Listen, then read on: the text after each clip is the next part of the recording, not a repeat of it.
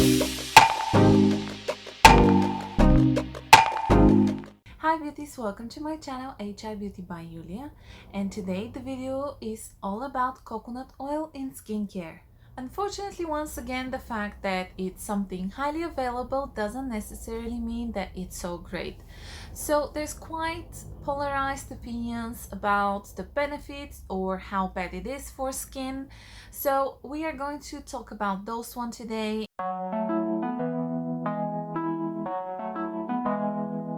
Before we start diving into positives and negatives, I think it's important to understand what exactly is coconut oil. So let's start with the structure. Coconut oil is made by fatty acids and they really build up over 90% of this ingredient. The shape of the fatty acids into coconut oil is not some kind of weird mess or web. It's actually quite straight saturated fats that are compound of this type of oil, and their structure is called triglycerides. It is very essential to understand that coconut oil is a mixture and not a molecule, because that means that although the compounds are usually quite similar, they're not necessarily exactly the same, and also their quantity might slightly vary. Almost 50% of this oil is made by lauric acid, and the second compound as quantity usually is muriatic acid. Now, muriatic acid and lauric acids are medium length of fatty acids.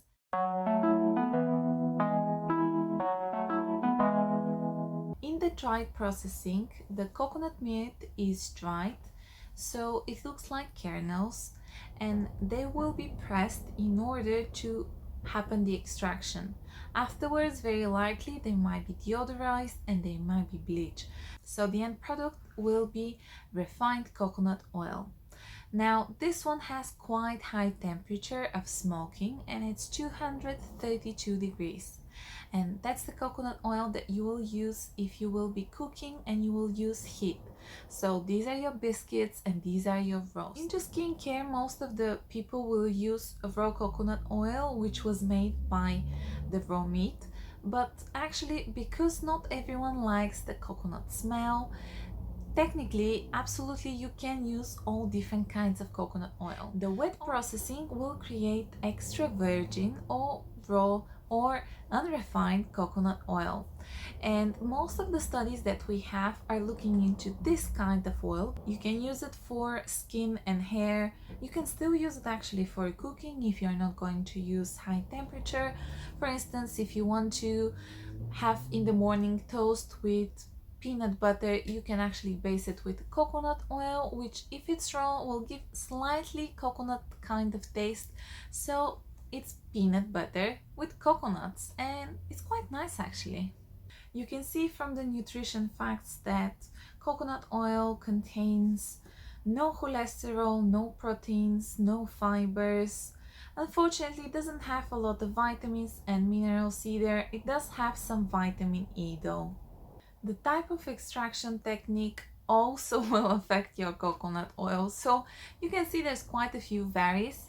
Obviously, if we have cold processing, so no heat was included during the extraction up until you get to the final product, that means that once again more beneficial will be for the skin.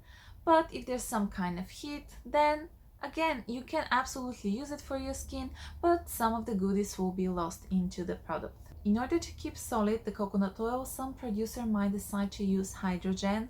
Unfortunately, it results into trans fat in the coconut oil, so it's quite bad idea, especially if you will be eating it. For skin, once again, if you decide to use it, you can. But actually, there's quite a few other ways that coconut oil could be extracted, and they all have different kind of positives and negatives.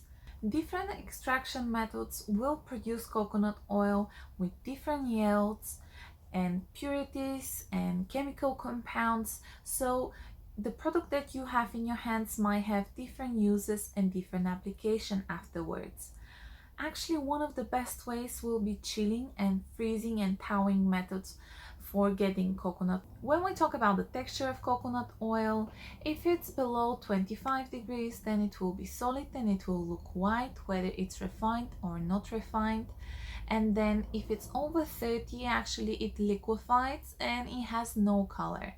Once again, if it is refined, then there won't be any taste and there won't be any scent. Obviously, because during extraction, heat might affect your coconut oil, heat will affect it while you're storing it.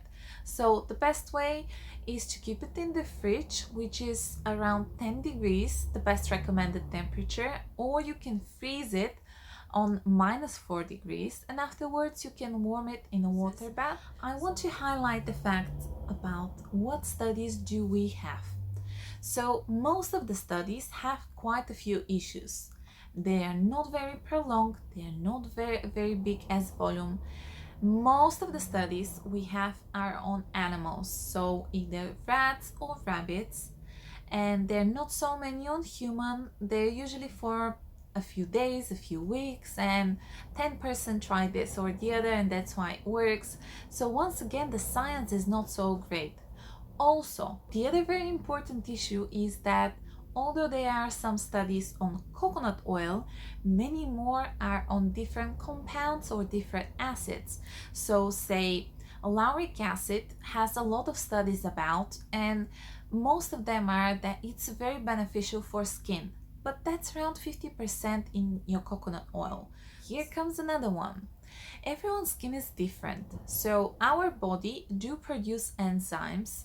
So some of us will break triglycerides much better than other because we need free fatty acids in order to absorb them and get the benefits from them. What actually is in your product as exact compounds, as quantity as well, how it was extracted, produced, what methods were used, it's all really affecting the benefits or the negatives into coconut oil. And once again, as I said, we do have some issues with the scientific studies about it, so it is very individual.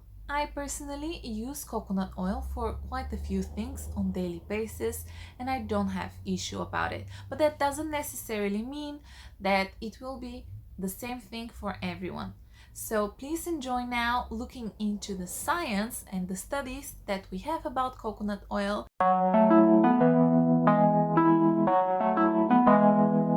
For the hair, and I'm saying for the hair length, for the tips of the hair, not for your scalp, the hair. Actually, everyone is saying that coconut oil is one of the best. And the reason is because it will help to condition your hair and it will protect it. So what happens is those fork looking triglycerides are actually really good shape and size to go into the hair shaft. So they penetrate inside and they will enhance the water blocking abilities of the hair. Therefore, you get the nice and healthy hair. There are some studies that are comparing mineral oil with coconut oil for the use of hair.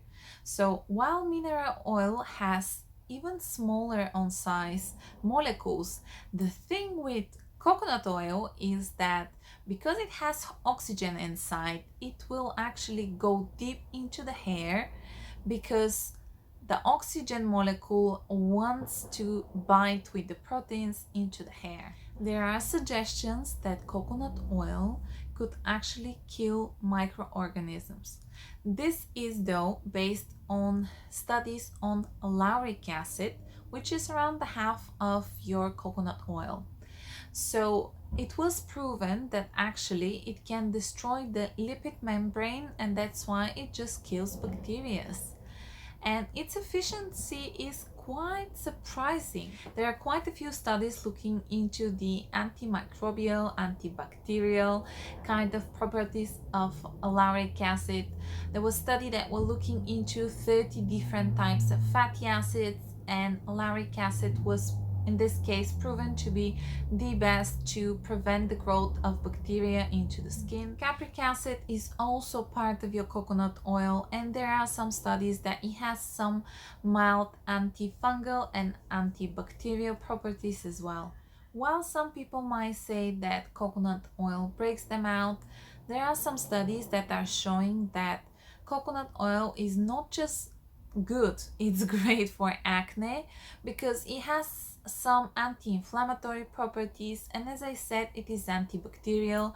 There were some studies that were looking into acne vulgaris, but once again they were looking into lauric acid, and the study proved that actually lauric acid is 15 times stronger and more efficient than benzoyl peroxide. And if you have acne, you know that quite likely you have tried, you have used, or you are using benzoyl peroxide, because it's very often suggested and prescribed even for acne. Now that's pretty amazing finding, but we have to say it once again that although it's often said how much coconut oil is better than benzoyl peroxide, again, it's not coconut oil, it's lauric acid, and also it has slightly larger molecules which are not so easy to go into the bacteria. Therefore, for some of the studies, scientists were playing around the size of the molecules, so they made smaller molecules of lauric acid. As I said, some of the benefits about coconut oil that are suggested is that it can reduce inflammation, and that's based mainly on animal studies. Like there was a study that were looking into rat ears, and afterwards what was found was that it not only that it can reduce the inflammation, but also it can reduce the pain. And some people like myself might use it for some kind of skin conditions, so things like eczema, dermatitis. In 2014, there was a study actually that showed that after a few weeks of use of coconut oil on the skin in children with eczema, the moisture into the skin and the dryness actually were highly improved.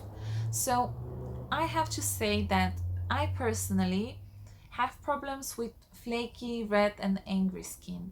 When I use coconut oil, I don't apply it all over my face. If it will be a leave-on product, I will use it for this area, like here, because that's where I get mainly irritated and flaky, and it might get quite bad because coconut oil has also some antioxidant properties as well.